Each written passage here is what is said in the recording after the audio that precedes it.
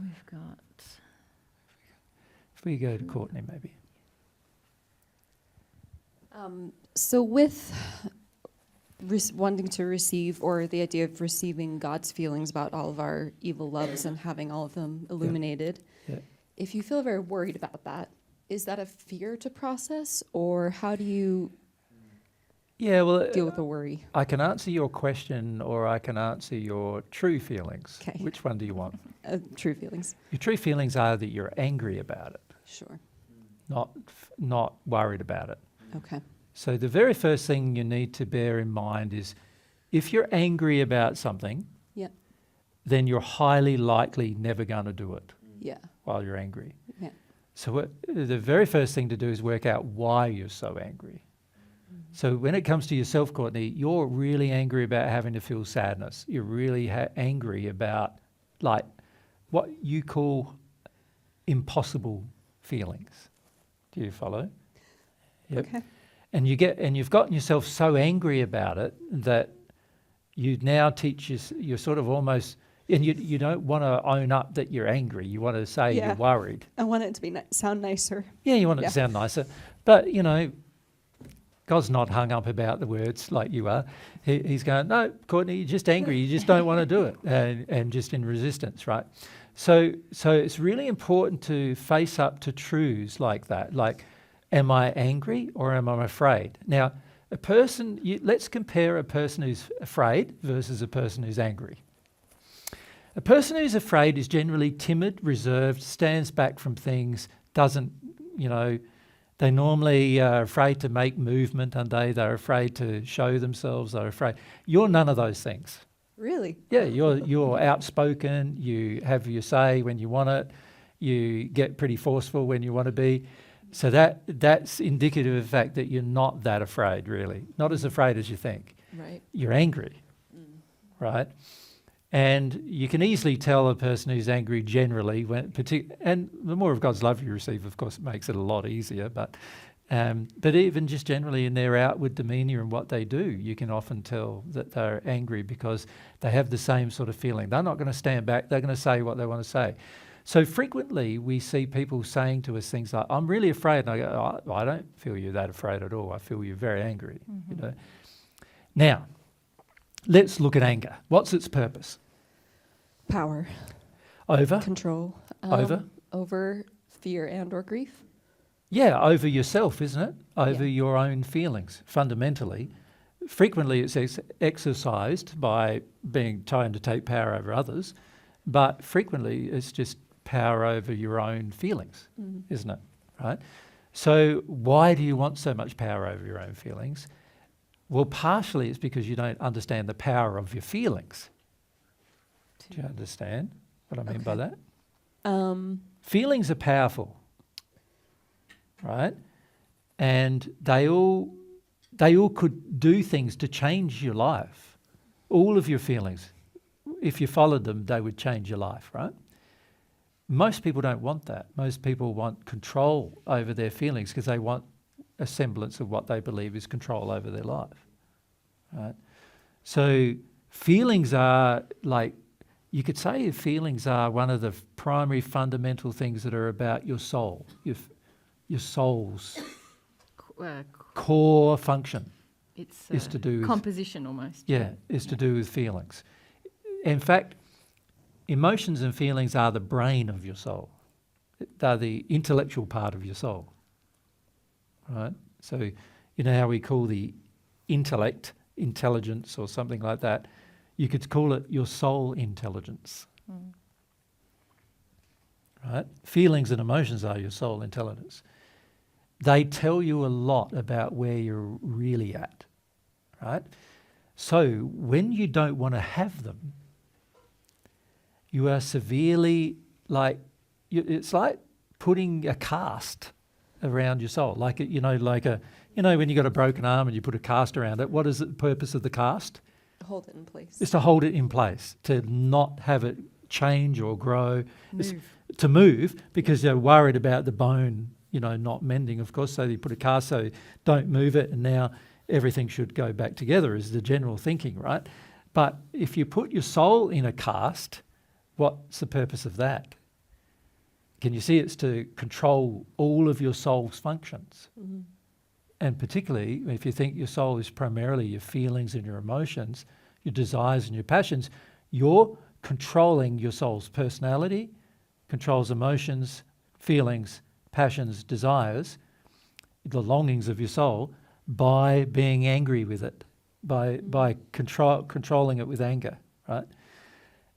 What does that do? It automatically means that the functionality of your soul is severely inhibited. So what I notice for yourself, Courtney, is you're asking me how to grow while at the same time severely curtailing your own growth.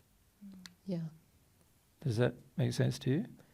Now, can you think about that logically? I'm thinking I want to grow. I'm hoping I want to grow. I think a good girl grows. Yeah. A good girl should grow. I've heard this divine truth now. I should do it, type of Yeah. feeling. I Yeah. need to be a good girl and do it, type of thing. But internally, there's this, I don't want to do it. I don't want to do it. What's it going to mean? What's going to happen next? There's going to be, desires have to change. There's going to be emotions that I'm going to have to feel. A lot of them are not going to be good, is what you believe. Actually, emotions are great, whether they're sad or not. They are great because you start recognizing the power of the soul. But this is not the way you think. You sort of think bad emotion, not no bad emotion, good emotion, because it's going to help me grow. You think bad emotion always. Keep it under wraps. And also you have a strong feeling, Courtney, that you're not capable of feeling your feelings, your emotions. This is something that many people have, where they are frightened of their own emotions so much that they feel they're never going to be able to, never let them go, never let them be there, never let yourself be conscious of them, because they could like damage your entire life. And you might be stuck in them forever, or they might just govern you rather than you let them go. And also just this underlying feeling, I just can't handle them. I just can't handle particularly things like grief, right? I just can't handle it. Many people on earth have the feeling they'd rather kill themselves than handle their grief. Yeah. And many do. Kill themselves, not just physically kill themselves, but also kill them through sort of diseases that are all about managing grief. Yeah. And so you've got to face, I'm just angry about all that, right? And unless you really connect to that, it's going to be hard to share truth with you about things. You follow? Yeah. Yeah. But what I notice is almost in every question, you always say you're worried or you're afraid, right? And that's indicative of the fact that you've got a lot of judgment about anger. I do. Yeah? So obviously, how were you brought up? You think about your upbringing. Yeah, I mean, religious and pretty abusive. Yeah, but let's look at the religious. Well, What's the religion tell you? What did it tell you about anger in particular? that God would hate you forever. Yeah, yeah. And that it's wrong, isn't it?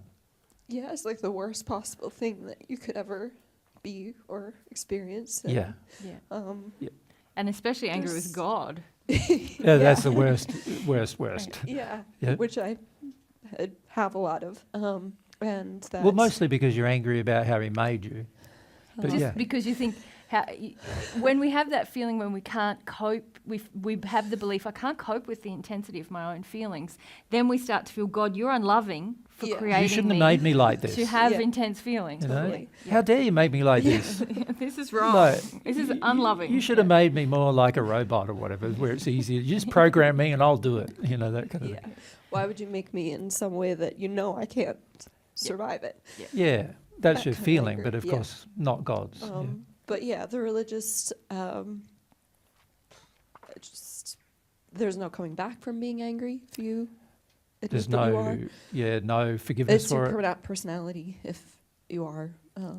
Yep. I don't know if that's what you're asking. Yeah. So internally what I'm saying to you, Courtney, is you've got a lot of judgment that you are angry, and so Yeah. you'd rather reframe it Yeah, into being like afraid yeah, or being worried yeah. or concerned, or, these kind of statements you often make. Yep. You're going to have to learn how to be angry without sinning. Yeah. Okay. As I said, I think on Saturday, Yeah. Sunday, maybe. Yeah, maybe Sunday. But, you can do that by just feeling your anger. You can put yourself in a situation where you're allowed to have it. Of course, it's not going to dissipate unless you also accept some truths. And those truths need to be accepted emotionally, not just intellectually. So one truth is that your feelings are good. So why would you try to restrict them? Yeah. So that's a feeling that you need to, at some point, get to. If you think your feelings are bad every time you have them, then of course you're going to be very inclined to be angry every time you have one. Makes sense? Yeah. But you've got this additional layer on top of the anger which says you're not allowed to be angry either. Yeah. And so you're constantly trying to portray yourself as not angry, Yeah. which doesn't help. It's just harmful.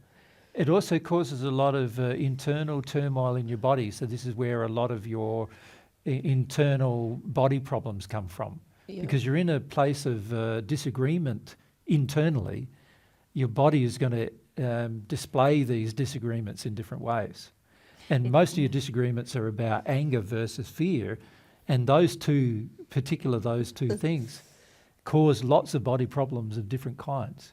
And so you're going to end up feeling quite sick in your body as a result. So like just being in facade with yourself almost? Yeah. Yeah. Yeah. Okay. It's like you've got the cast on your soul, which is like, I'm going to use anger to keep suppress. it all under control. And then you're putting another cast on top saying, I'm not allowed to be angry. So you're trying to restrict and restrict and restrict. And your Yeah. body is under a lot of stress. Pressure then, Yeah, it's not, Yeah. the energy in it's not flowing. Yeah. That causes disease Yeah. because there's so much restriction on both the anger. See, a person who lets themselves be angry, ironically, doesn't get a lot of disease. I'm not suggesting that's what all of you need to do in the sense of the long run. Don't take it out on others. But, but a person who usually gets disease usually refers everything back to themselves and punishes themselves for how they feel. So you have anger and you punish yourself for your anger rather than just acknowledging that you have it. Yeah. And if you acknowledge you have it, it'll relieve your body a lot, but it'll also help you understand, okay, why do I have so much? Like, what am I angry about? And it's interesting when I ask you what you're angry about, you can often list them, the anger that you have, but it's very rare that you volunteer that information because you don't even want to be conscious of it yourself. Yeah, because of the judgment. So rather than saying to me, you're afraid or you're I'll worried, stop doing that. start with the fact you're angry. Yeah. Yeah. Now, you were going to ask me a question. Well, I stopped you because I wanted to do yeah, have that. because I wasn't being honest. Yeah. It was just about developing the desire for God, that God's going to illuminate all of the evil loves, the addictions.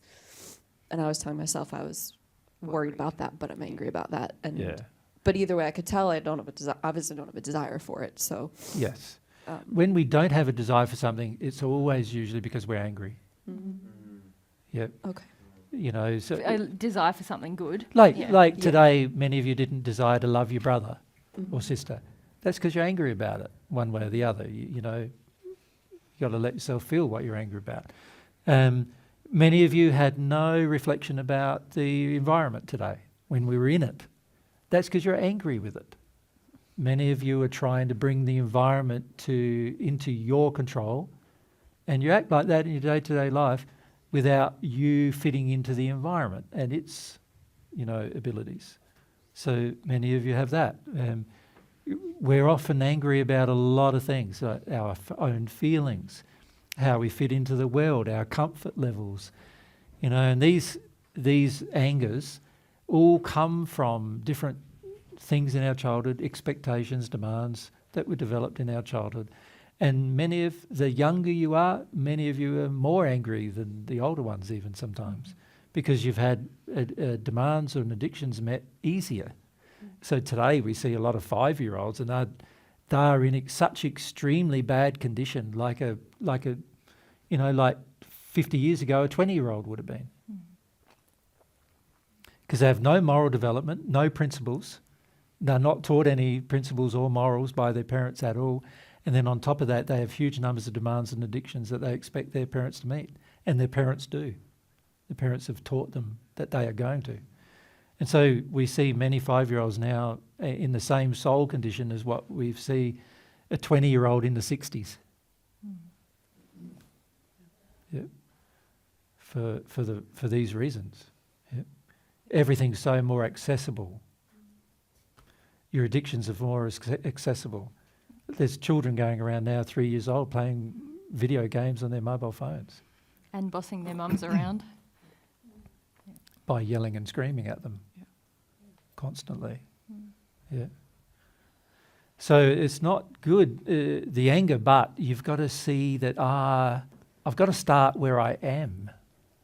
You know what I mean? Like, this is where I am. I'm angry. And learn how to be honest with yourself about what you're angry about. This is, and it's so important for everyone. This is where everyone needs to start. Becoming incredibly honest with yourself. Because most of the time we have a facade that's designed by us to make ourselves feel better about ourselves or feel more comfortable. And really the essence of prayer is your honesty with God. And so unless you can be honest with yourself, how can you be honest with God? It's very important. Yeah. Remember, the Holy Spirit is attracted to those who are in a spirit of truth with God. So when you're saying to yourself you don't have an emotion when you do, you're no longer in a spirit of truth with God, so nothing else can happen now. So far better to own up to your anger than it is to make out you don't have it. Yeah. Or to convert it into fear. Relabel it. It's like we got out the labeler. Not anger, fear. Yeah. Stick that. How many of you were involved in New Age movement before we met you? Right? You were taught to reframe everything, were you not? If something looked bad, it was good really. That kind of thing. You're taught to reframe everything. That's really bad for your soul. It's so bad for you. It's like teaching you how to disassociate. Yeah. It's everything that we're trying to undo is on this path. Yeah. So you just got to bear that in mind. What is the time? Yeah, I might need a... Toilet break, shall we? Just yes. a 5 minute? Yeah. Can we do that? Yeah.